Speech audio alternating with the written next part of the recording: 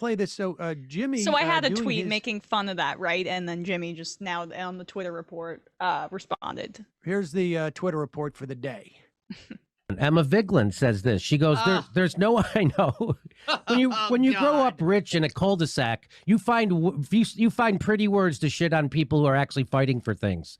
When you grow up super rich in a cul-de-sac and your parents are corporate lawyers, shit libs, and you've had every advantage handed to you your whole fucking life, you're never. When did she ever fight for anything? Never. Again, people who are sitting at home on their fucking millionaire asses, never doing fucking anything. Pause it.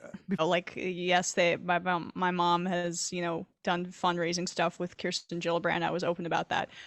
They certainly were not in any orbit near TYT. In fact, they didn't get you the job from No, Jake?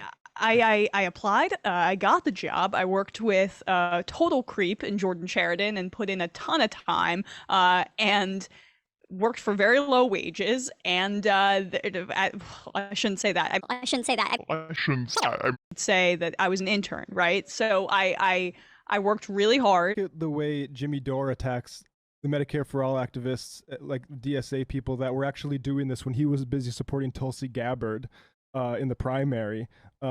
He loves attacking activists. This is all about attacking the real activists. And is Jimmy supposed an activist, or he's just mad that the protesters out in front of AOC's thing? There is no useless protest. And look, wow, this guy's slick. Sam Seder is very slick.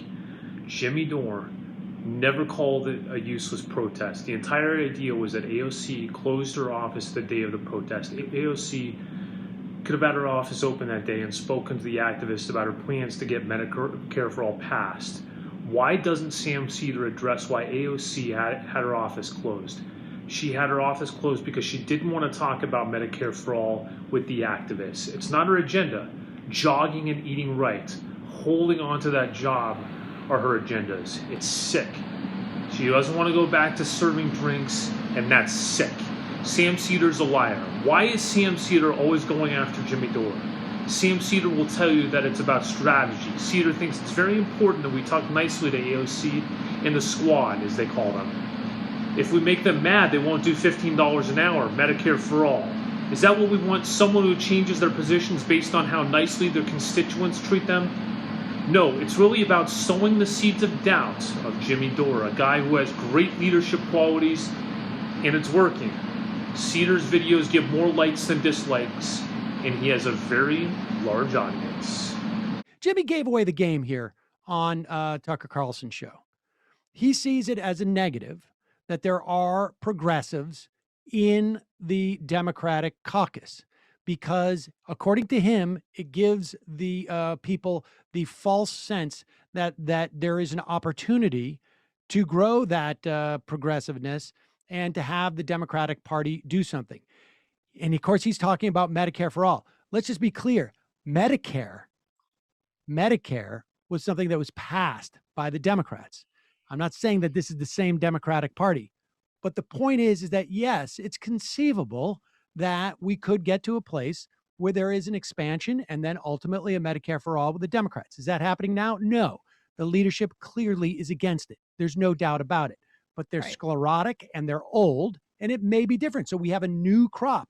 But Jimmy is more interested in the People's Party that exists as an email list, essentially, at this point, because they promote him.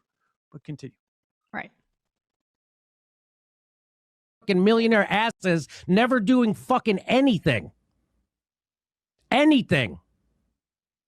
Annika Spearn sitting in her $24 million studio wagging her finger at other people who are actually out there pressuring politicians. Pause it for one second. She says there's no understanding of...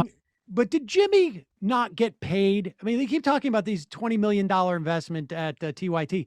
Yeah. What paid Jimmy for 5 years? Yes, exactly. I mean, it's interesting. Like, Where he was didn't bring his studio? He didn't bring any of this. It was the same freaking studio. It was the same studio. He didn't bring this up at the time when he was working there and taking the money.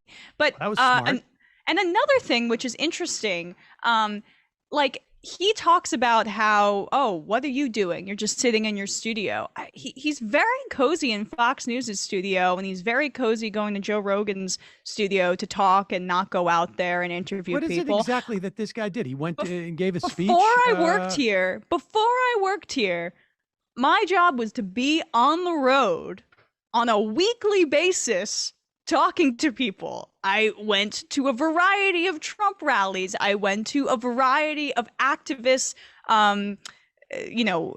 demonstrations from the left and the right. I spoke to people who were poisoned in rural communities in Delaware by their water source and were suing a chicken processing plant that was near there. I went to Eastern Tennessee and rural areas to talk to different activists there. So, like, I'm not exactly sure what he's done that's a little bit more on the ground than me.